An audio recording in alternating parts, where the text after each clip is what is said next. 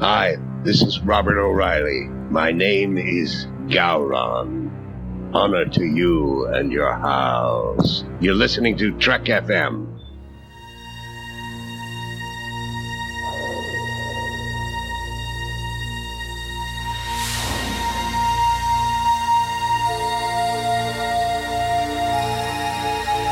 Earl Grey hot.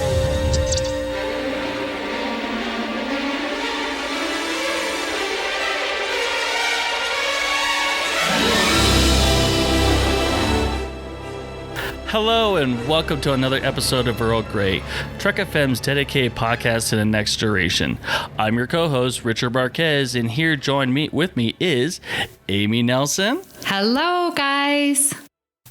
And Lee Hutchison. Hello there.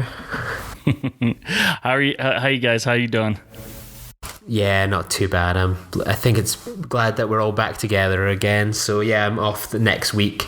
I'm 30 this month, so I've got a few things spread over a few different weekends. Essentially, just getting blutered, as it were. So yeah, unfortunately, I will be too hungover and somewhere in another magical place next weekend. So yeah, I'm looking forward to podcasting with you guys before we have a special guest filling in for me next week. Yes, just Awesome. filling in. We can't replace you. Exactly. You can't replace the token Brit. What? Yeah.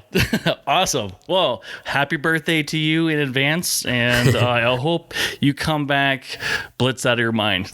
Exactly. Because I remember my 30th, and that was that was a rough night. I'm spreading it over this party is like a week, 2 weeks before my a week and a half before my birthday. So yeah, it'll be a few merry parties, I think, along the way. My goodness, you sound like my girlfriend, because she took off a week before her 30th birthday, and wow, she had a good time. A month-long Exactly. birthday. It's the way it should be. Exactly. Yeah, I know. Going home to visit family, then a party, then dinners, and all these sorts of things. Yeah, I'm gonna feel the love and eat and drink and be merry. Very good. Showing the love for your will. Well, yes, I know. It's good to share a birthday with the next generation. Nice. I see what you did there. Uh-huh. Well, so talking about Lee's 30th birthday is not what we're going to be talking about today. So today we're going to be talking about technology within the next generation. More likely, we're probably going to talk about other shows as well. But I figured, why not? Let's talk about some of the things that we have seen in Star Trek. I mean, because I'm a tech geek and I absolutely love everything when anything that deals with Star Trek or any idea that came out of Star Trek and becomes a part of my real life is just awesome. I absolutely love it. And be like, look, I told you. Star Trek predicted it. And one of the biggest things is one of the best things I could even imagine living without is the view screen.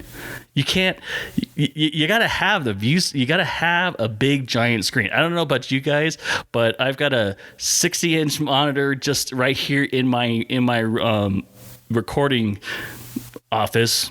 So, whatever you want to call it, but I gotta have it. So I don't know about you guys. Could you guys live without a view screen? I don't think this podcast would be around if it wasn't for a view screen. Essentially, I get to stare into Amy and Richard's beautiful eyes each and every Sunday night. So yeah, the importance of communication, over long distances. It's crazy to think how far we've come since 1987 in terms of the ease and the affordability of that kind of communication. And Trek FM wouldn't be here at all if it wasn't for that. Agreed. And I tell people all the time, I'm like, yeah, I'm doing a podcast. And it's so funny because they're like, oh, are they all in the same room with you? And I'm like, no. I said, one's in Scotland and one's in Denver. So yeah, this technology is great. I love it. Absolutely. Yeah. Everyone keeps talking to me about oh, well, you're like, what about Star Wars? And it's like, but nothing in Star Wars is real, really. I mean, that's what I really love about it, but or what I love about Star Trek a lot. But that's okay. But speaking in, I mean, you gotta. I mean, speaking of like communications, I mean, like let's move on to cell phones. So obviously, we already know that comm badge and communicators, it's just great. But on top of that, it's integrated with a universal translator. I mean, I don't know about you guys, but I can't live without my phone. Exactly. Absolutely. It's my, in a sense, PDA, telephone, friggin', it's even my day plan, everything. Maps, universal translator. Schooled. Yeah. And it combines with the view screen as well, like FaceTime. And yeah, I get to talk to my nieces who live in a different state and get to see them much more frequently because of it. So I love the phone as well. I have to use a mobile phone for kind of my work, and I get all my emails and everything through that. So yeah, unfortunately I can't, when someone's looking to get in contact with me about arranging things or whatever, I wish I could always just flip it open like it's a Star Trek comm badge or whatever like that. So it's a bit frustrating, but yeah, I suppose they can, take off their comm badges at the end of the day. So yeah, I'm the same, just get rid of the phone. You could always get one of those Motorola Razors. They actually open up and flip open like the original series. Oh, there you go. Yeah, definitely. Yeah, they're pretty awesome. I mean, one of the things that I don't know if you guys seen it on ThinkGeek. They actually have the Bluetooth one where it's the basically badge. Oh yes. Yeah. I would love to do that, but I'd probably lose that thing in a day. Yeah, I'd lose it, and I'd have no one to play with it. I'd just be like sitting there like, "Hi there, is anyone out there?" And just like static going around Edinburgh. You're like, who's this lunatic out there? I mean, it's like those people with the earpieces in their ear, and they say something all of a sudden, and we're like, are you talking to me? You talking to me? Well, I just watched Pen Pals. Is anyone out there? Oh, did you? Yeah. Did you? Was that your first time, or just in a while? My first time. What are you talking about? I've seen it many times. It's season 2. She's probably watched it more than any other episode. Well, obviously everyone will know by now, but we've done our season 2 unsung episodes. Thank you, unsung episodes. Yeah.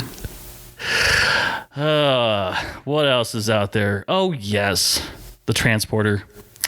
There ain't no way we can talk about the transporter. I mean, there's no way we cannot talk about the transporter. Absolutely. I know. It's such a time saver. I mean, even if it's just, interplanetary, just beaming. Oh, man, travel would be so much better. It would be environmentally friendly as well. Exactly. I think that's something that doesn't ever really get brought up, is that the transporter is probably the most eco-green friendly. You don't have fuel to transport people all around the world. You don't have to have jetliners burning fuel into the atmosphere, cars, petrols, ambulances, all these sorts of things that the transporter could essentially save the ozone and could be an important thing in battling climate change. So yeah, let's get going with that. Chop chop. Nothing to do with me wanting to get to like Star Trek Las Vegas like quickly, cheap and free. Nothing to do with that. It's all about climate change. 100% climate change. Everybody would be there every year. Yeah. I mean, and I'm glad you said that, because that's one thing I didn't understand about the transporter when you were talking about like ambulances. So why not just repair whoever's sick or ill or something like that? I mean, yeah, they can detect it, but why replicate it at the same exact time on the other side when you can actually repair that person and save their life or something like that? That's what I didn't. Yeah. Well, I mean, I guess for budget, obviously that's how they get on planets and stuff like that, but I mean, yeah, it just makes more sense to me for them to repair themselves. But would you come back as the same person? If you believe in souls, technically you're killed and then recreated on the other end. Yeah, it's essentially like a photocopier, like fax machine, isn't it? Yeah. Like, I mean, you could be an environmentalist on this side, but a pollutionist on the other side. Yes, well, that's maybe more the mirror universe, that somewhere in the mirror universe there's an Earl Grey right now where Amy's got a goatee and I'm wearing like a really flamboyant shirt and I'm like talking about like we should destroy the transporter. It is it's putting businesses out, it's putting these Federation airliners and Federation cars out of business, make the Federation greater again or whatever, like that somewhere out there, infinite diversity and infinite combinations. So yes, there's a sexy evil version of me out there somewhere podcasting. Well, and we go to our capitalism podcast episode where we talked about, who needs capitalism, so the transporter wouldn't hurt it because there's no money in the future. Sure there is. You got to provide the energy. You got to do all that kind of stuff. The politics of, growing goatees when you come out of it. I don't know. I think you definitely named the episode right there. Yeah, but like I think the thing with the transporter is like it always has baffled me, like essentially like it's like a copy of a person and stuff, that it's breaking something down and like rematerializing it somewhere else. That kind of blows my mind that it's it does it like that. Essentially, are you the real person that you are, or are you a copy of a copy of a copy that's in like through the transporter? And I think it's I'd love it, but God, it would be a kind of freaky prospect to go into one. Actually, I think I could relate to Barclay's woes. Yeah, and that degradation, and do you lose a part of you? That Metatrex did a fabulous episode on if just one little thing is different, then you're not the same, and so you're not really you. And so it sort of goes into the cyclical argument of, well, are you? Well, yeah, it's still the same you, but something's a little off. So I think that definitely falls into transporter technology. Forget Q who, it's you who.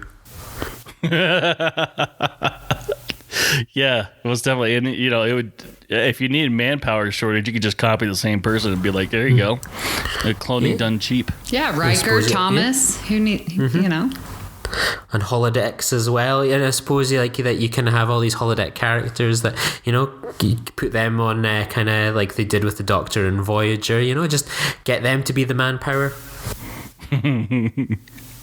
I wonder if they had infinite strength. Probably not. To do all that dilithium mining and all that kind of stuff. You do wonder if holograms would have a union, though. Would they? You're getting into Measure of a Man, Are we just going to create a bunch of holograms and make them do the dirty work? Well, isn't that essentially what's happening now when it comes to like robotics and everything? Mm-hmm. Yeah, that's ultimately what's going on. Yeah, well, that's kind of the thing, isn't it? That you look at kind of so many like the kind of traditional industries of kind of Britain and America, the car industry, for example, all these jobs that have kind of gone and they've been replaced by robots. Like the robots in the car manufacturers aren't exactly going to be given rights, as it were. They're just programmed machines. I'm not saying that would be the same would maybe apply to data or a holographic character which could be sentient, feel. A robot doesn't have, well, a piece of technology doesn't essentially have rights. So just don't give it an emotion chip or anything like that. Yeah, just don't give the thing that's making your car an emotion chip, and that's how Skynet starts. And I don't want that to happen in the Henry Ford factory. I don't know. We're sort of already doing it, though. I mean, when you look at your phone and you say Siri, she's got a name. No, don't do that. No, she just went off. Damn it. Yeah, no. I agree. Borg have entered Sector 001. Beep, beep. No, yeah, definitely. The start of Skynet or anything like that. What was it? I actually read an article not too long ago where there was a feature on, I think it was a Samsung phone Samsung TV, smart TVs, where it's basically if you don't turn off a certain privacy, or if you don't check box a privacy setting or something like that, it will literally record everything that you do, or I'm sorry, not do, but what you say within its limits, obviously, of where you're at. And then it will save it on their cloud drives or whatever. And obviously privacy is huge in the United States. I don't know about you guys in Great Britain. I would assume it's the same. Yeah. Yeah. Because that's one of the biggest problems with a lot of hands-free, phones and whatnot. And I actually wonder if they even thought about doing that as an episode where privacy. I mean, I get it. It's thank you. It's a utopian society, but like, does the right of privacy translate the same way then as it does now, or have we lost it completely? Yeah, I think privacy is multiple things, really. I mean, take for example, you're essentially a crew on a tight starship. I think you forego a lot of privacy when you enlist in Starfleet. But I think privacy is always something important. But when you're living on a ship that's very self-aware, how conscious, you walk into a room and probably Captain Picard's heating system modulates to be correct, or you walk into a room and it can detect your mood and it responds by certain ambient lighting or something like that. I mean, it's where you draw the line of what you want the computer to do and know and respond to you, and what's too far is, lighting and mood responses is one thing, but keeping information perhaps different. Yeah. I guess that's a 24th century problem. Exactly. We don't need to worry about that. Yeah, they'll worry about it back, and then we'll be long gone before then. Speak for yourself. I intend to live forever. Downloaded into a computer somewhere. Oh, no, I just intend to live forever. I'm the same as Riker. That's me. A Lee in the 24th century. A Bohemian then and a Bohemian now. So obviously we talked about transporters. Let's talk about tricorders. The nifty little tool. I love tricorders. Come on now. And tricorders in all the fields, like in the science and in the medical. I mean, to scan things and to gain information on the inside and the outside, all the environmental issues going around. I love the tricorders. I think it's a great, great idea, and we need to definitely get that. But can you play Angry Birds on them, though? Yeah, that would be great. Or like one of those TI-83 games, you could play drug dealer or something like that on it. Exactly. I don't know if you guys played that on I don't know if you have seen it, Amy, on any of your students' calculators. No, the big thing, well, when I went to high school, the TI-85, they had Tetris on the TI-85 calculator, and that was awesome. That was huge. That's why everyone had a calculator. They were just playing Tetris on it. But I remember the first time going into high school. They were like, "Yeah, you're going to integrated math," and no, actually, I didn't go into integrated math. I went into geometry. I'm sorry, but when I went into geometry, they were like, "Oh yeah, you're gonna need a TI-83," and I'm like, "What the heck is that?" And I didn't even know what was that. And I was too.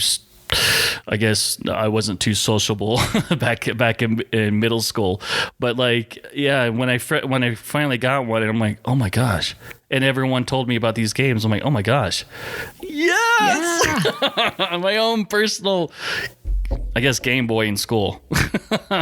So yeah, I mean, it's definitely a meteorologist, scientist, or even a geologist, or any really field of science's wet dream is to have this tricorder.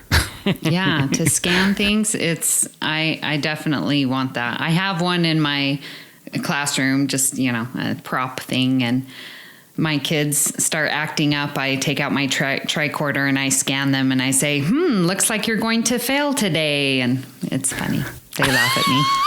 That's awesome. Because it makes the little beeping sounds, and they're like, what are you doing? I'm like, I'm scanning you to see if you're using your brain today. That's awesome. I sign me up. I want to be in your class too. You don't phaser piss them, do you? No. Oh, someone just at school just gave me this week one of the phasers from Into Darkness, the one that turns around. Oh, yeah. Yeah. Is it the sound one or is it just the it's mechanical? got all the sounds and like the recharging and Some students trying to suck up to you, Amy. They've clearly not done any of the revision.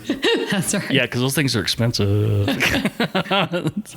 Because I've always wanted to get the mechanics version of it. It's like I don't know what the one you have, but like the one I want is like it's $500 or something. It has all the sounds and everything, and even the pointer at the end, or where the whatever bolt of lighting or whatever you want to call it, phaser, it lights up and everything, and it's just amazing. Yeah, it's so cool. Well, and I think that's another technology that you can have settings on your guns, on your phasers. So I like that. It's like, okay, I'm just going to stun you. Oh, you're still coming at me. All right, we're going up to disintegrate. What do you mean? We already have it. We do? With guns? Yeah, tasers and bullets. But not in the same gun. That's true. Well, I guess maybe. Oh, I'm sure there's something out there that some gun manufacturer is doing a lethal and non-lethal version of a gun, just like Star Trek. I'm sure. Yeah. I wouldn't doubt it. I wouldn't doubt it at all. I mean, rubber bullets hurt like hell. Not that I know.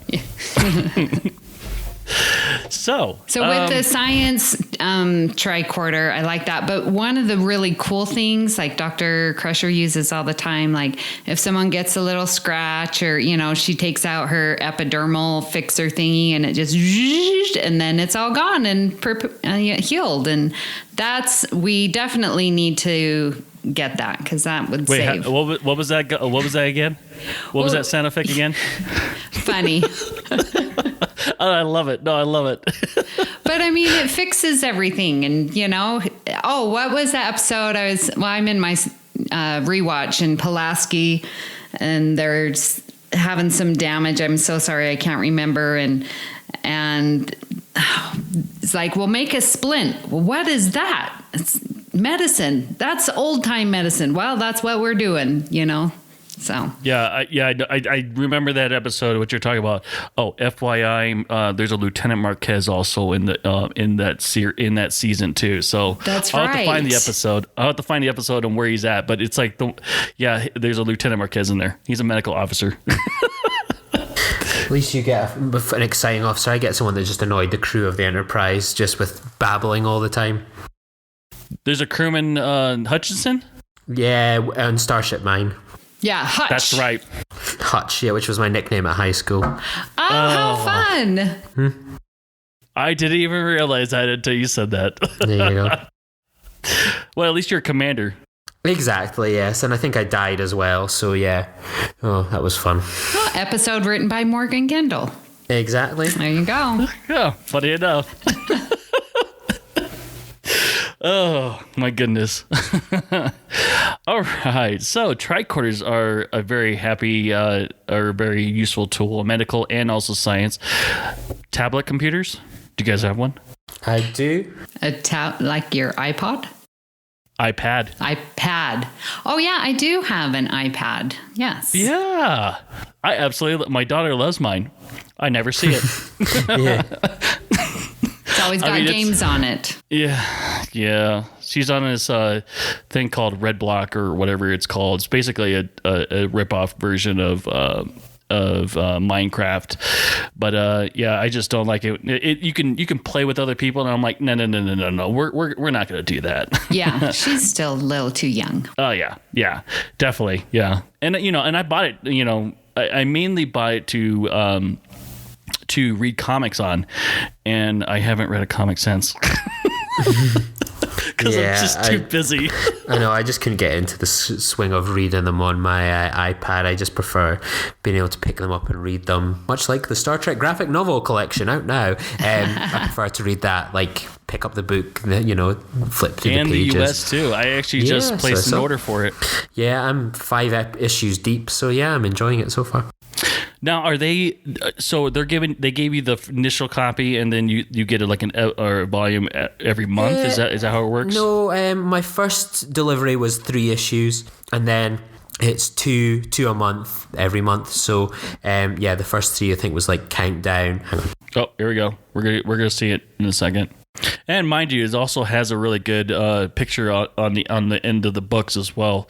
It's like a picture, or each volume is a piece of the puzzle in a sense. So yeah, you can really, set it. Cool. So the first 3 that came were Countdown. Yep, I got that one. But they're really brilliant put. Sit on the Edge of Forever. Nope, it's amazing. It's the original script. Hive, which is the TNG Borg one, which is really cool. Oh, so it doesn't follow one series until the end, and then it goes to another. It's just a scattergun. Then it's I haven't read them these ones yet. TNG, the space in between, all about what happens on the Enterprise crew between like missions, all through the 7 seasons and stuff, and then Spock Reflections. So yeah, that's what's come so far. There you go, Amy. You should buy those. Well, now that you're showing me those pictures, I think some student gave me 3 little novel thingies. Man, I want to be in your classroom. You've got such a bunch of suck-ups. It's unreal. My students never get me. I was lucky to get fudge at Christmas from my students. Well, how do you think I have so many A's? No, I'm kidding. The real secrets behind Amy Nielsen's class. Well, now I'm going to have to go in and take a look at those little books that I got. Yeah, you can look at video previews of them on YouTube. I'll send you a link. Yeah, they look really cool. I'm actually excited. There's like 80 of them or something like that. Yeah, I'm really excited to read those. Start reading those as soon as I get here. I just did it like 2 days ago, so I'm excited. Yeah, I think there was a post on the Babel conference when someone talking about it. Yeah, that was precisely that was precisely the reason what sparked me to do it, because I was like, saw it, yep, want it, love it, done. Oh, very good. Pay. Even though it's going to be like $24 a month, but that's okay. I can deal with that. No problem. So, can we talk about one of my favorites, and sure. That is the holodeck. Okay. I wasn't going to go into that, but okay. Go ahead. You weren't? Go ahead. Oh my gosh. Well, I had a couple others, but yeah. Let's talk about we'll get there, I'm sure. So I think the holodeck definitely is in our near future.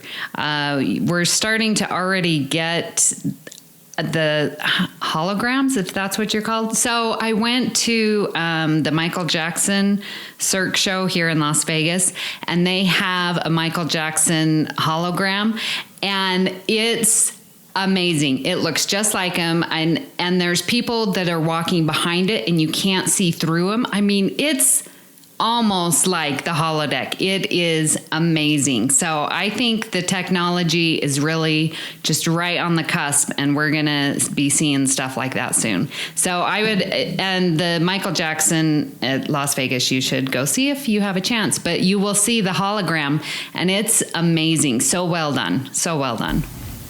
Yeah, I'm looking at it right now. Yeah, that's wow. I know, because I'm like, oh, well, yeah, it's just, the lights and stuff. But you got people walking behind him and you can't see. It's like he's almost solid. It's pretty cool. That is cool. That's so cool. I did not know that existed. Yeah. I was blown away. Was that recent? Because, I don't remember hearing anything about that the last time I was in Vegas. Because wasn't there a Prince hologram for a while? Was there? Yeah. Well, knowing Prince, there definitely was probably a Prince hologram. Well, now that he's no longer living, yeah, I wouldn't doubt if there is one. Exactly. Yeah, I think I heard the Prince hologram was working in dilithium mines. I can see it now. Prince mining away and everything and singing at the same time. The first purple Starfleet jumpsuit. There you go. They could sing in harmony. Yeah, definitely. That's definitely. Obviously, we're seeing. I don't know if you guys have heard of it, but have you ever heard of Bridge Crew It's the new. The game. Yeah, it's a. I'm assuming by your look, you don't know what I'm talking about. Okay. I do not know, but continue. No, but basically, what it is that it's a PlayStation game, and it's for the virtual reality headset that's out for PlayStation right now, and in a sense, I think it's got 40 or 50 hours worth of gameplay on it. Basically, you're a crew member of whatever. I want to say that they have the Kelvin Timeline 1, the Next Generation, as well as the TO. The reason why it was supposed to come out later this month, but they got pushed back because they wanted to do the TOS version of it. So it's not due until May. And then several other, there's like a new crew and everything and whatnot. And it's actually, it looks really cool because they had LeVar Burton, they had Jerry Ryan on there, and two other people, I can't remember who it was. And basically they were playing the game as if, they're obviously LeVar Burton was the engineer. Right. Jerry Ryan was the pilot, I think, and I can't remember who the other two were. But it's just basically you get commands from your captain and then you work. Obviously it's going to be more geared towards Star Trek fans than anyone else, right? But it looks phenomenal. I can't wait. I think it'll be long overdue getting a decent Star Trek video game. I feel like I've been waiting for forever for one. I think of all the frustrating releases on the console market. I think Star Trek Online's meant to be pretty good, but I haven't had the chance to play it. It would be good to finally get a proper Star Trek game. I always remember the PlayStation 2 one. What was it, like Shattered Mirror? It was like, it's the Star Trek game set in the Mirror universe where you're piloting like a fighter pilot ship, and it's like, oh my God, it's frustrating. Yeah, Star Trek Online is actually not too bad. They just released it on PlayStation as well as Xbox, and it's gotten quite a bit of traffic since then because everyone that I know that's on my friends list, they're on it all the time. Well, do you get on the PlayStation 3? I don't know about the PlayStation 3. Yeah. I'll look into that. But the PlayStation 4, it's free. You don't have to buy anything. So, yeah, if you really want to go on to Star Trek Online, it's free to play on the Xbox One and also the PlayStation 4. So I have here iTop computers. So basically, the Google Glasses. They are popping up definitely in the education world, and we had some people come in and they were, I guess, marketing for it. And so in one of my math classes, I was like, well, let's go. And they had more for history and stuff, but we went to Greece. And so we were looking around and seeing the programs, and yeah, you just stick them in and then you get to see the sights, obviously the 360, and the kids really enjoyed it. And we were talking about the math that's related there from Greece and stuff like that. So it was pretty cool. So is it like transparent enough to where you can actually see the buildings as they were, or is it like an actual, it blocks it off and that's all you see? Like, you know what I mean? Like a VR sort of thing? Yeah, it's this cardboard box that you put over your eyes with the phone or whatever inside it, and then you can look around and it follows your movement and you can see the historical markers and stuff like that. Oh, that's cool. Yeah. That's really cool. Yeah, I love watching those VR or the videos where people are trying VR for the first time, and of course the reactions they get. Yeah. They're great.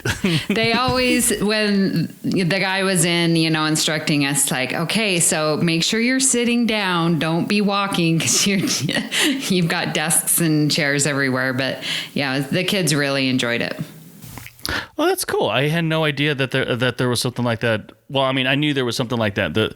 Obviously the Oculus and the Samsung VR whatever it's called experience is something that you could always do. But yeah, that's really cool. I mean, it's really coming into education right now.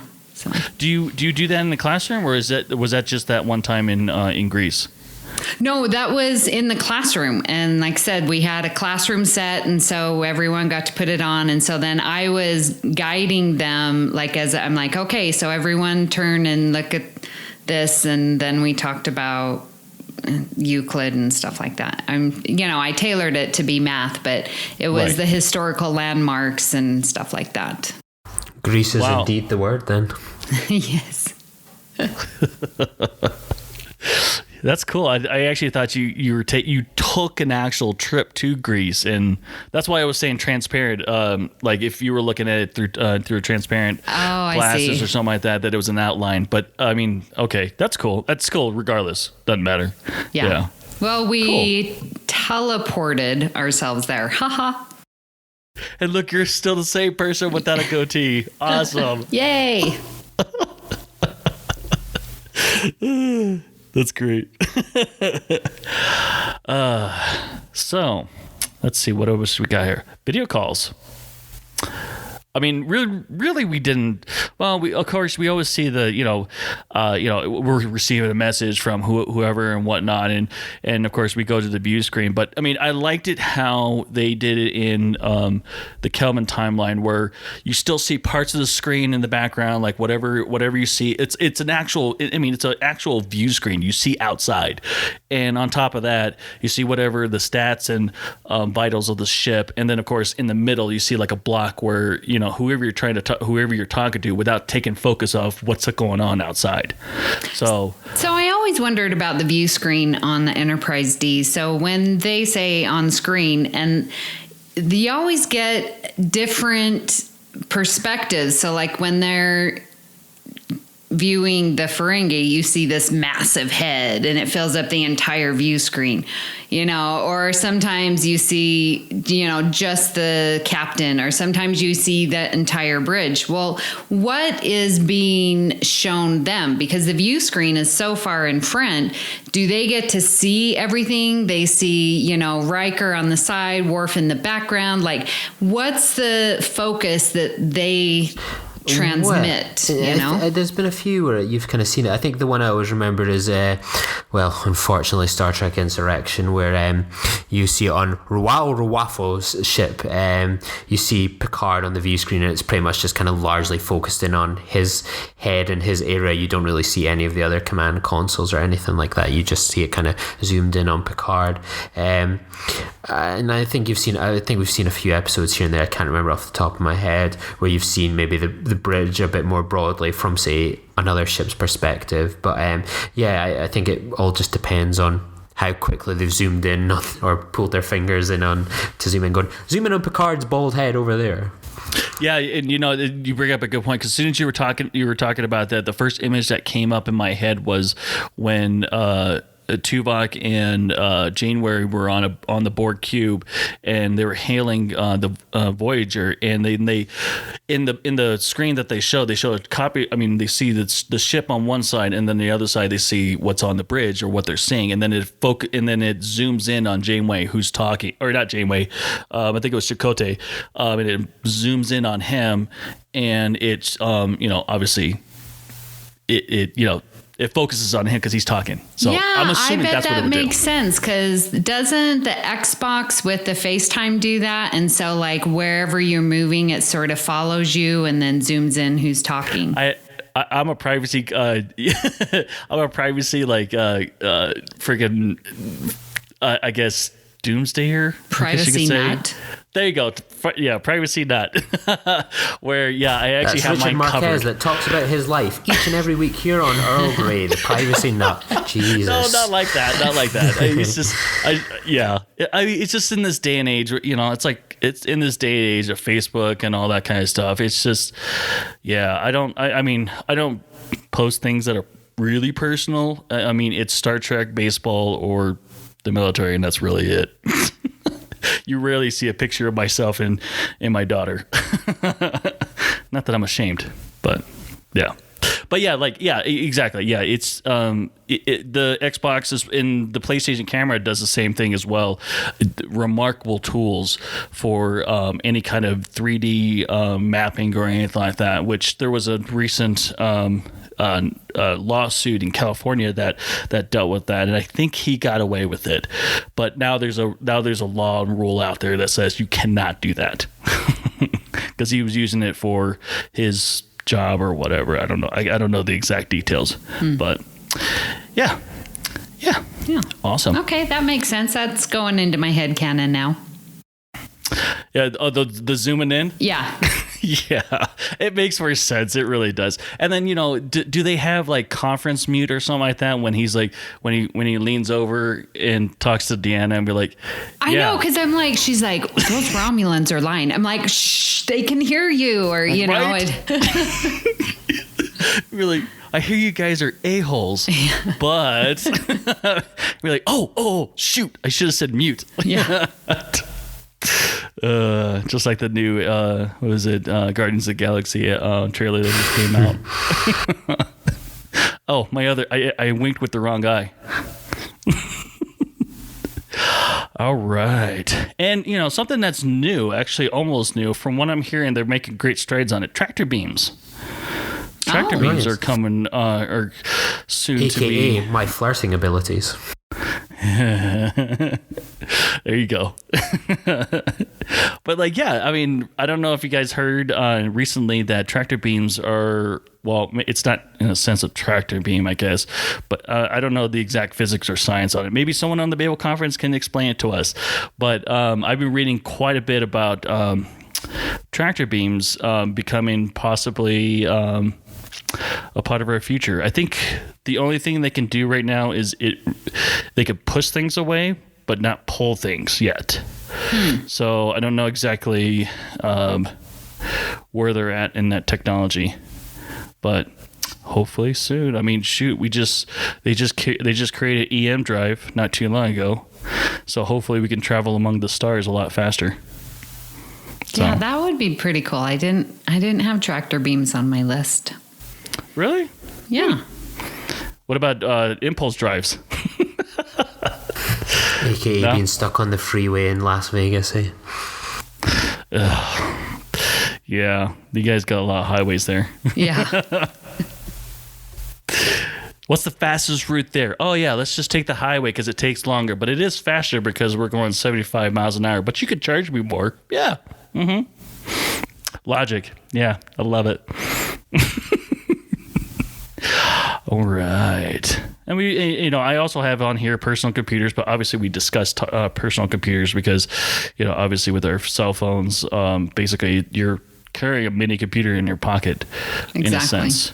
I mean, and you don't even have to have the memory because you can download it from the cloud if you really wanted to, if that's an option that you have. So, all right. So let's move on to phasers. Gotta love phasers.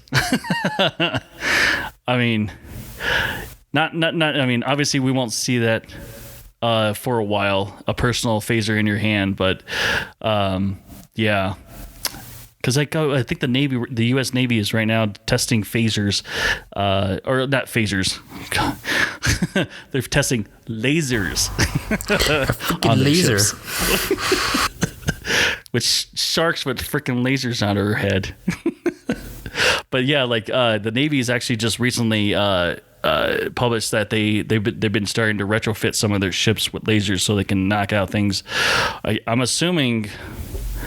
I mean, they got nuclear energy. I mean, I'm assuming that they got enough to power them as well. So, I mean, they take a lot of energy to destroy whatever they're trying to destroy. So, yeah. What do you think about phasers there, Amy? Yeah, I'm trying to logistically think about you've got this ray, this beam, and it's going to cause damage because right now it's just light. So trying to make the light beam be damaging is interesting.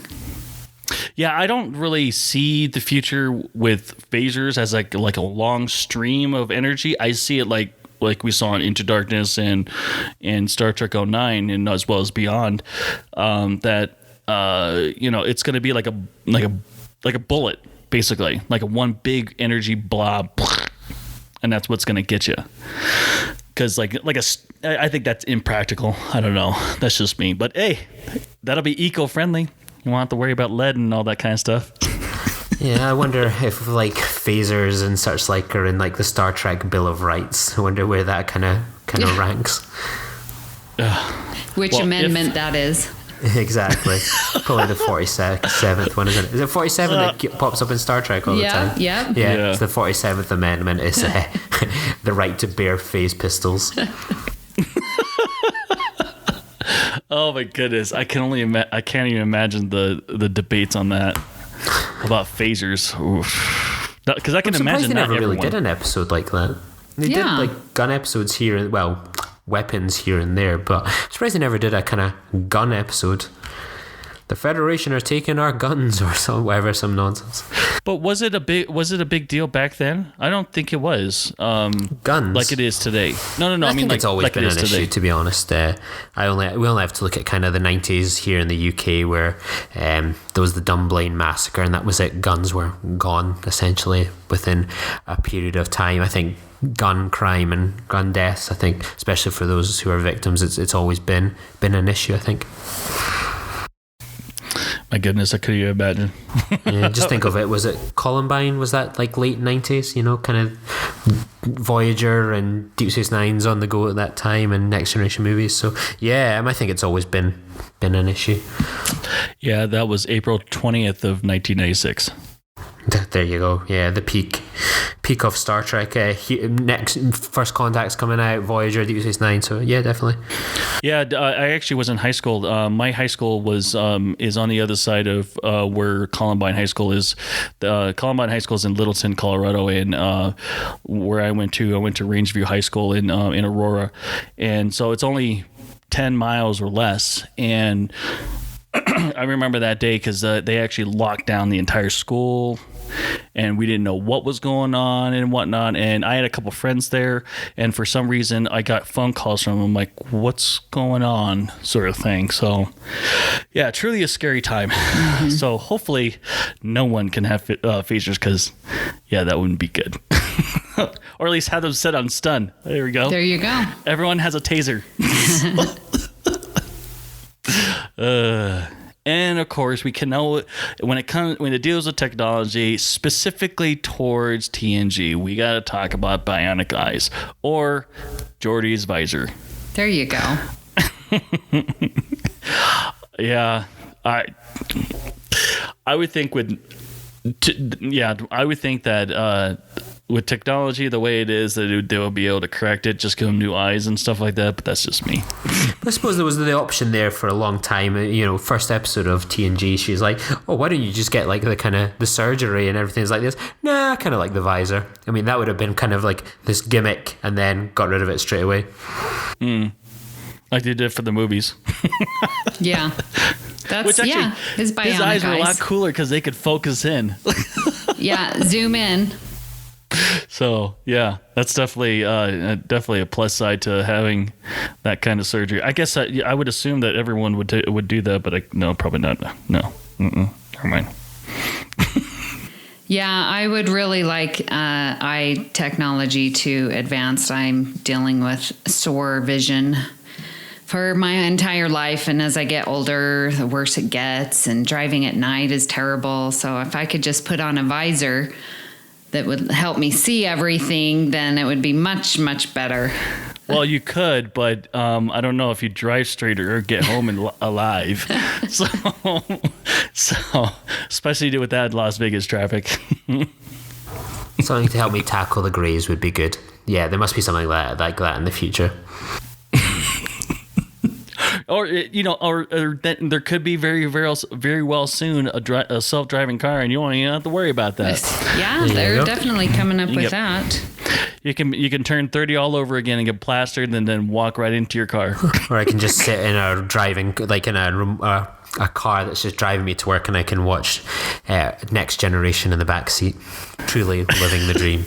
See, if we had transporters, then wouldn't even have to worry about it. Just, I need to go home. Beam me home. Well, if you're self-conscious about your soul, then you wouldn't. You take the old-fashioned. That's true. That's true. Plan B. Plan B, because we never see that option. It's always the transporter. Yeah. All right. Well, there's the shuttle. Or getting an android to fly across space with a portable transport. I mean, that's plan B ahead of using the internal transporters on a shuttlecraft as well.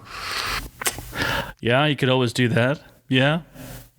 But that would just, I would assume that there wouldn't be like a plasma screen or anything like that on a shuttlecraft so you can watch your favorite episodes of Star Trek. You could preload them into the actual shuttlecraft. And speaking of shuttlecrafts, that's another thing we could talk about. But yeah, we could save that for another episode. Actually, I had an idea about shuttlecrafts. So, all right. Anybody else want to talk about anything else dealing with Star Trek? So what about technology? shields? We need shields. Yes, shields. Very much so.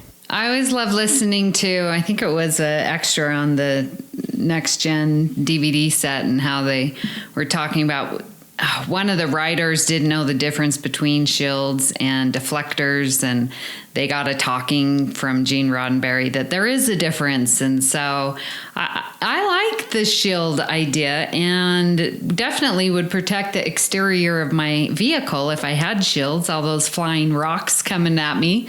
I need shields. Activate my shields. I don't want to pay for another windshield. So do you want to talk about shields, or do you want to talk about the differences?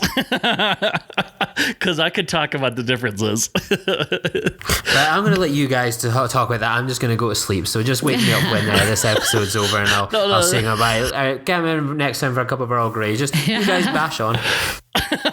No. We won't talk about the difference. Maybe we'll save that for another episode, because I could talk about that for quite a while, but I would need a Star Wars fan in here, like a true hardcore. I actually know a guy that could possibly do that, and Lee could be in there too. But I think that would be fun. Yeah, definitely. Yes, shields. Must need shields. Yeah, and I can only imagine that if you had shields on your car, everyone would need shields. Yes. I mean, oh my goodness. Could you imagine? Wouldn't that be great? It'd be like everyone's in a bubble ball in their or own something little like that. bubble. Yeah. Yeah. No. But like if they collide with each other, it'll get chaotic because everybody will be jumping around like a damn pinball machine. Yeah. We're gonna need something on the outside too, like a. Yeah, I need my deflector dish for the grill. Well, and I wouldn't doubt it if insurance premiums goes up and resale value. If you got one scratch, that's it. You lost $10,000. So you can't run in. You can't have any mishaps of like someone running a shopping cart into your car or something like that. Right. You got to have inactive shields or something like that. Yeah, shields are good. Yeah, I like it. I mean, I think they had. I remember hearing about when I first heard about the, obviously they can't have shields up all the time because I'm assuming that would waste way too much energy. But I would assume like navigation shields, so if like an asteroid or something like that, or well, maybe not an asteroid, but like something small, like a car size meteor or something like that, when puncture a hole through the hole and cause great damage. Mm-hmm. I don't know. Maybe they don't, because I mean there was an episode of Star Trek Continues where a meteor goes right through the hull. So I don't know if you saw that one. No, I've never watched them. Oh, such great stories. They're about to release one in May. Another episode. I've been seeing it. Did you? No, you weren't there with me in Salt Lake City. That's right. Because I was there for their last one. It was. I actually met Vic, and he was like, "Oh yeah, you should come and watch this new episode of Star Trek Continues. It's great." And funny enough, that was the episode where the meteor goes right through, and it's actually a space creature, a space-faring creature. So, yeah. A very interesting episode. It was really good. Really good. Well, talking about the technology of the next generation isn't the only topic we've been talking about here on the network. Here's a quick look at what you might have missed elsewhere on Trek FM. Previously on Trek.fm, Standard Orbit. Star Trek II had just premiered 2 weeks earlier, right? So everyone's all excited and flush. Oh my God, that's more like it. They were all excited and flush about The Wrath of Khan being out. It was the #1 movie. It was incredible. People were like, yeah. Just imagine seeing The Wrath of Khan for the first time, not knowing that it was always going to be the bar forever for every Star Trek movie after that. Literary Treks.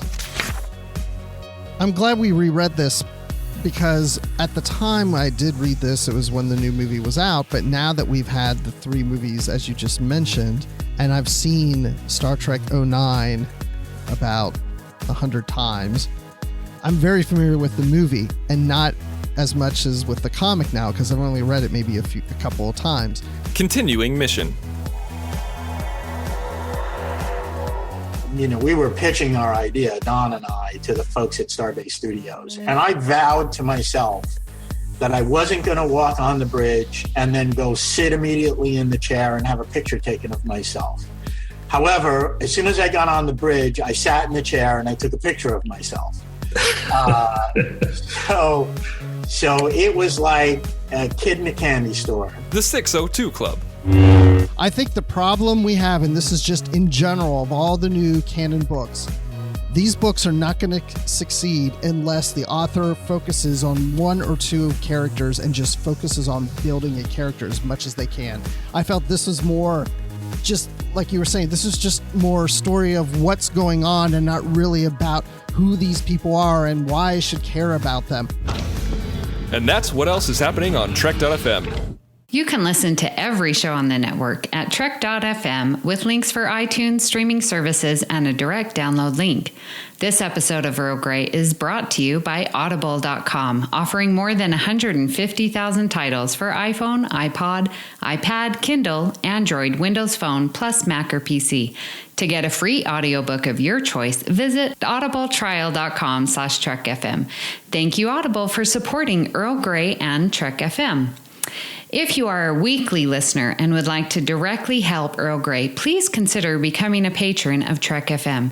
At patreon.com/Trek FM, you can choose a pledge level and receive rewards. For example, $5 a month gets you into our patron zone. You get exclusive content and access to our early release of all of the shows.